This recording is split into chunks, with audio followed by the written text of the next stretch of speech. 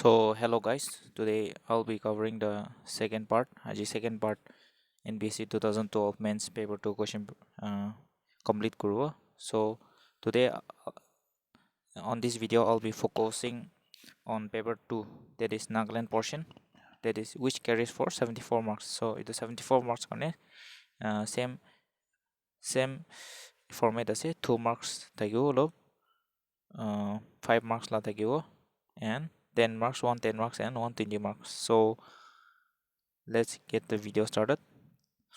So for I'll be starting from 2 marks and progressively go to 5, 10 and 20 marks. So the first 2 marks is what is meant by Nagali. So Nagali or Naga road is a road which is constructed by the Ahom kings to facilitate easy movement of Ahom kings to surrounding Naga hills and maintain cordial relations with the Nagas. So basically Naga, what is Naga Ali is, it is a road that connects the Ahoms with the Nagas. We know that Sukaba entered Sukaba established the Ahom kingdom in 1224 AD. So after this, the relationship between the Ahom Nagas and between the Ahom and the Nagas formed a cordial relation, and in order to escape enemies as well as maintain trade relation, the Naga Ali was established between the Ahom and the Nagas. So question number 2, name the rivers which flow into the Jindwin. So we know that in the state of Nagaland there are 3 river systems, that is the Jindwin river system, the Dansari river system and the Barak river system. So the Jindwin river system is the river system that flows into the Jindwin river in Myanmar. So um, the the rivers that flow into the Jindwin are Tizu, Zungi, Lanye and Nikimro. So this forms the river system of Jinwin. So since the question is asked in two rivers, so we can write the 4 also. Mention the time period where hill millet and job steer are harvested. So this question is very peculiar. However, I have found the answer that only hill millet is a kharif crop and it is harvested between May and June. I have no much idea about when job steer is harvested. So let me know in the comments below. So next, what is Morong? The Morong is actually an Ohom origin, which means a bachelor's dormitory where youths and adolescents used to be groomed up to some years in Naga villages. So what is a Morong? Morong is a dormitory for the Nagas before they reach puberty, before they reach an adult stage. So I'll be showing you an example of a Morong. So this is a traditional Morong, which is seen here. So this is a traditional morong where um, teenagers enter the morong and they learn various skills in order to function as a Naga society. They learn how to make uh, items and various practices, and they are groomed in the morong. So the word morong is of a home origin, and there are different variations of it. In Angamese it is called kichuki, in Aus call it arju, the Lothas call it chombo, the Semas call it apuki. So for 2 marks you can write as morong is of a home origin, which means a bachelor's dormitory, and we can write the various uh, versions of it. In Angamis they call Kichuki, in Aus they call it Ariju, Lotas call it Chombo, and Semas call it Apuki. What is Gena? So Gena is of Angami or word which means it is forbidden. So Gena basically means it is forbidden, and during Gena much of everyday life comes to a standstill. It is forbidden to travel, eat certain types of food, and Gena can last for several days, and sometimes people are not even allowed to enter the village during a Kena. So and after the Kena, many uh, after the Kena feasts are hosted. It marks the beginning of a new agricultural cycle. So what is meant by Angs?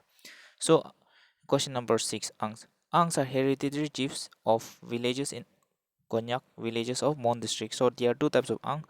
Pang Yu Ang means the great king chief Ang, and Angha Ang. So for 2 marks we can write this Angs are hereditary chiefs of village of Konyak villages in Mon district. And for additional information, there are 7 types of Angs within Mon district, namely Mon, Choi, Sangha, Chinyu, Longwa, Shangyu, Japuka, Tangyu, and they rule over a group of villages under them.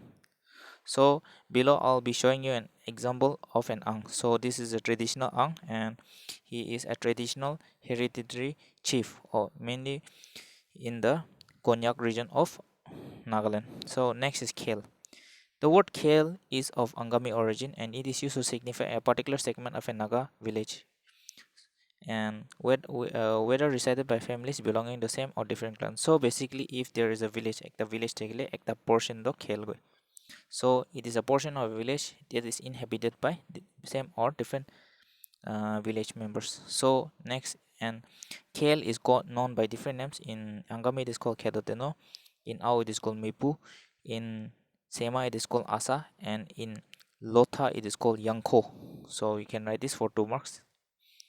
And next, mention the article of which Indian constitution containing the cornerstone policy making in the state of Nagaland. So the answer is Article 371A. 371A is the cornerstone of our Indo-Naga political relationship, and it contains various items under which protects us Nagas from the encroachment by the outside Indians. So next, what measure is taken while employment is not given to eligible applicants under NEREGA? So if we look at the NEREGA Act of 2005, so it is written that if work is not provided to anybody, if work is not given to anybody within the given time, then he or she will be given a daily unemployment allowance, which is equal to 1/3 of the minimum wage. So if the minimum wage is 300, so he will be given 1/3. So 1/3 will be, he will be given 100 rupees. So this, so the answer is 1/3 of the minimum allowance as unemployment allowance. So define tribal council according to the Nagaland Village Council Act to 4th Amendment Act 2009. So the Nagaland Village Act 4th Amendment 2009 states that tribal council may constitute various tribal council, ho-hos, unions, organization existing in Nagaland and being constituted by various tribes in accordance to the respective tradition, customary practices, and usages. And the term area council will be deleted from the act, from the Nagaland Council Act 1978. So tribal council will consist of tribal council, ho-hos, organization existing in Nagaland that is established under various customary traditions, practices, and usages. So next, what is the principal limitation on the court of deputy commissioner to pass any sentence of them? So the answer should be the deputy commissioner shall be competent to pass any sentence authorized by law, but all sentences of death passed by him shall be subject to confirmation of the respective high court. So the deputy commissioner is competent to pass any sentence except for death sentence, which needs the confirmation of high court. Next, according to the Naga Village and Area Council Act, what is the minimum number of members required to be present in a meeting to form a quorum? Who is empowered to record the minutes? So to constitute a quorum, we need at least 4 members, and the village council secretary or any village council members entrusted by the village council chairman shall record the minutes of a meeting of the council. So the minimum members of required form a quorum is 4, and the who is empowered is the village council secretary or any other member that is nominated by the village council chairman. Next, question number 5. 5 marks. Question number 1. Explain the physiographic features and uniqueness of the Baral range. So we know that in the Nagaland state there are 4 types of mountain ranges, that is the low mountain range, the middle mountain range, and the Patkai mountain range. And there's a 4th type of mountain range that is called the Baral mountain range. So Baral mountain range has some significant features in contrast with other mountain ranges in Nagaland. Firstly, since all the mountain ranges run parallel from north to south, Barrel range runs from east to west in a perpendicular direction, cutting all the mountain ranges. So the second is barrel range has maximum range. So the barrel range has maximum ranges as compared to other ranges. And thirdly is, since uh, the other mountain ranges are confined only in Nagaland they confine as Huinaze, but barrel range runs through Nagaland. It stands in Manipur.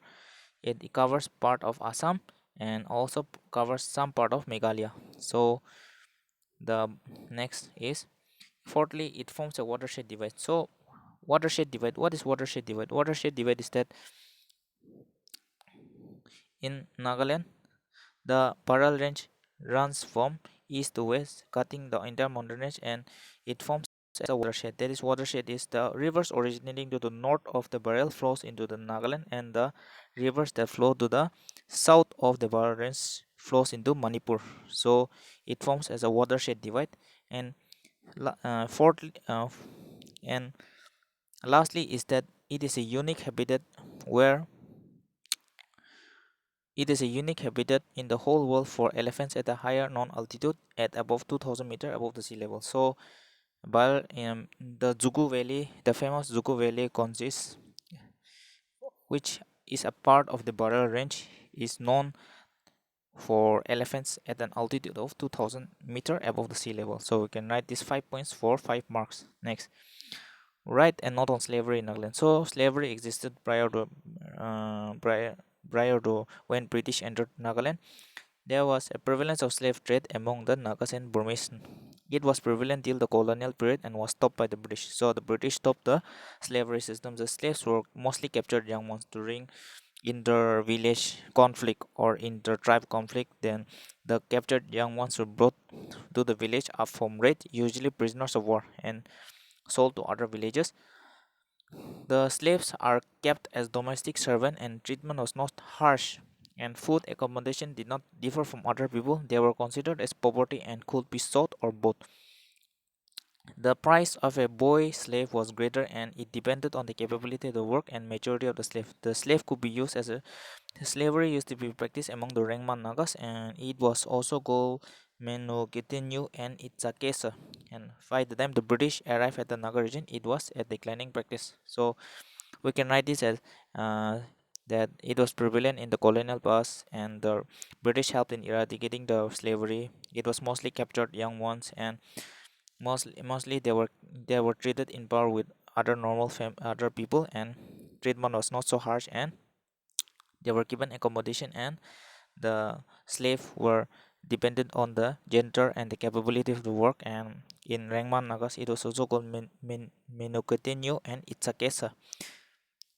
Next, write a note on the British influence on traditional institution in Nagaland during World War One. So we know that the British fought the in Battle of Konoma in 1879, and basically Nagaland was under the British rule. So the history of the Northeast Nagas, in which the Naga Hills form part, underwent a significant change with the conclusion of Treaty of Yandabo on 1826 when the British defeated the Burmese. So it brought the Burmese influence to an end, and at the same time inaugurated the foundation of British power over Nagaland. Though this led to this progress further when Nagas were selected to fight in France in the World War, when three around 2000 to 3000 Nagas were selected to fight in the World War One. So on returning from the war, the Nagas decided to form a political organization known as the Naga Club in 1918 by Rufuno and Ruchumhao, and this led and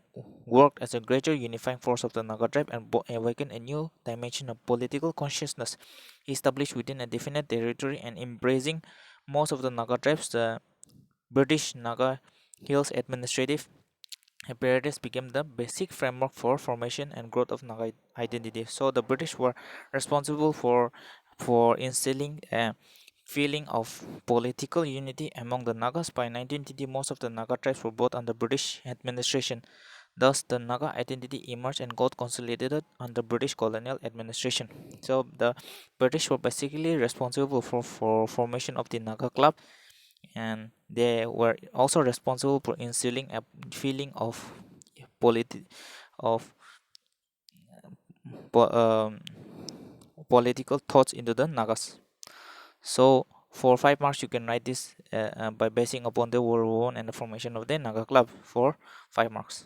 Next, explain the impact of insurgency in the execution procedure for law and order at the district level. So we can write 5 points. The effect of insurgency is if a system of administration of criminal justice has been derailed, and development funds are siphoned off by insurgents, and education of children are frequently disrupted, and fear psychosis among the business and enterprises fail due to frequent extortion of money by the insurgents, and business are not able to come up.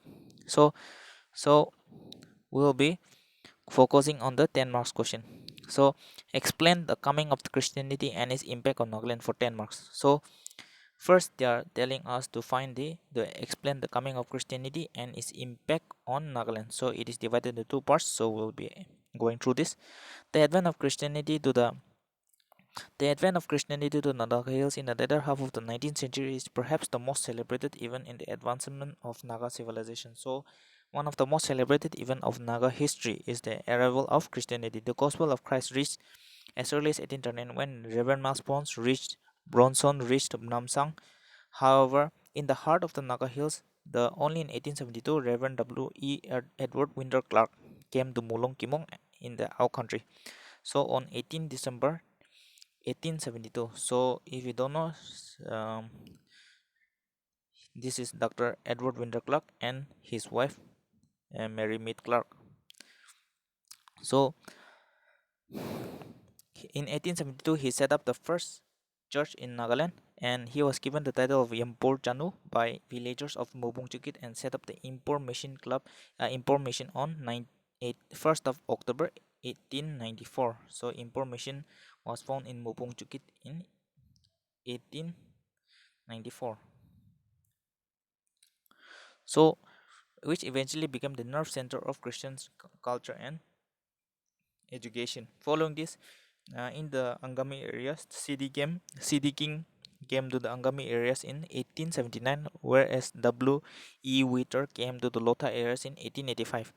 Reverend CD King was replaced by Reverend Burke, who worked among the Rengmas, Chakesang, Ziliangs, and Kukis. Among the Sumi Nagas, J. E. Borgoist worked among the Sumi Nagas in 1922 and conceived the idea of the Nagaland Baptist Council, which was finally given effect in 1935. So the second portion is how Christianity affected Nagaland is thus the coming of Christianity to Nagaland marked a new beginning in the socio economic and cultural development, and eventually led to the political dynamism in to Naga pioneers. The early 20th century experienced a Naga renaissance in all spheres of their life due to embracing of a new faith and spiritual progress in various degrees. It not only shaped their personal and tribal and overall spiritual mindset, but also buried intertribe rivalry and headhunting, a vice which remained innate practice among the Nagas. So the coming of the Christianity awakened a new political dynamism among the Nagas. It also brought a Naga renaissance in all spheres of life, and it helped us to for to foresaw violence and headhunting and intertribe rivalry, and brought about a change in our society as a whole, in both physically, mentally, spiritually. So if you write this, then I'm sure we'll be able to score good marks. So the next question is, so the describe the initiation and impact of the Battle of Koima. So we'll be explaining the Battle of Koima alongside the various maps given above. So the Battle of Koima was the culmination of World War II.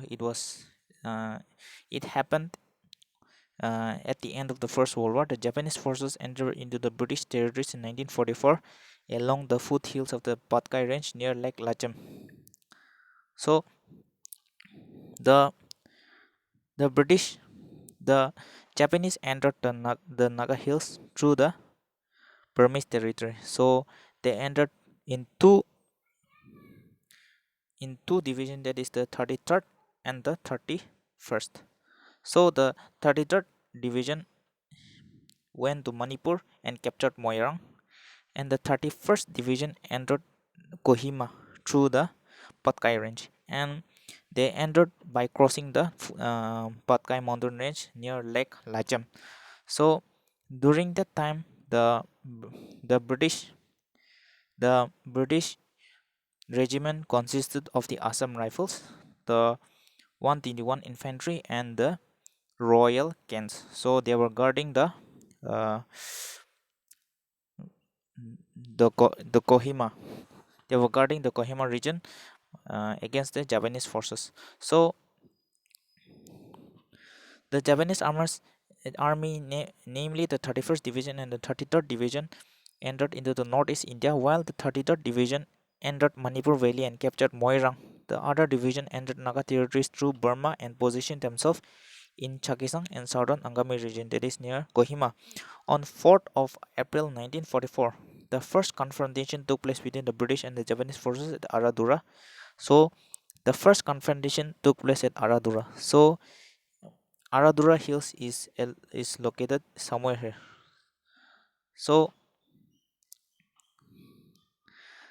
at Aradura, by 5th of April 1944, Allied armies were surrounded by Japanese forces on all sides. In those sides, the Kohima was defended by the Assam Rifles, the Royal Western, and 161 Brigade.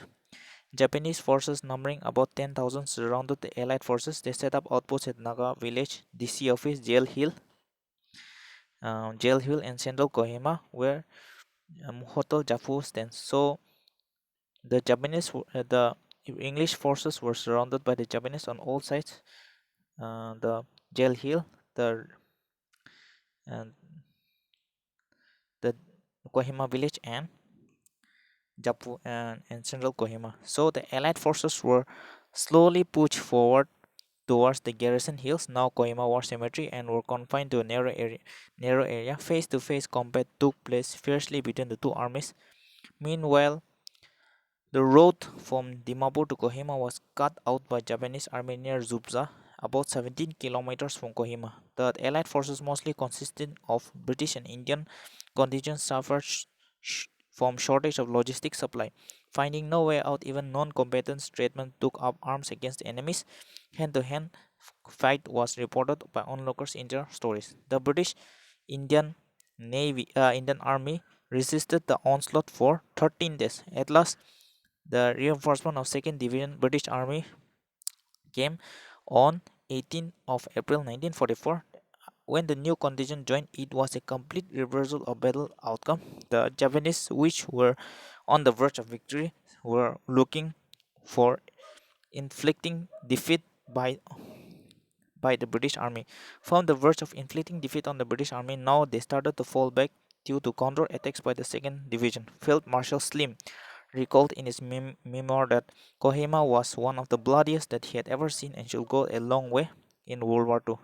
Casualties on both sides were heavy, and at British War Cemetery lay buried the gallant soldiers of Kohima, about 1,421 graves of Hindu, Muslims, Christians, Sikh, and Jew soldiers who had fought the battle for Indians as well as Nagas, but for the glorious sacrifice our Nagaland should have been under the occupation of Japanese power. Without the sacrifice of the gallant soldiers, India would have been under, especially Nagaland, would have been under the British, under the Japanese force. So the Japanese entered through the ridge, through the Jail Hill, and they entered towards the Garrison Hill, and finally the Battle of Kohima ended in this Garrison Hills.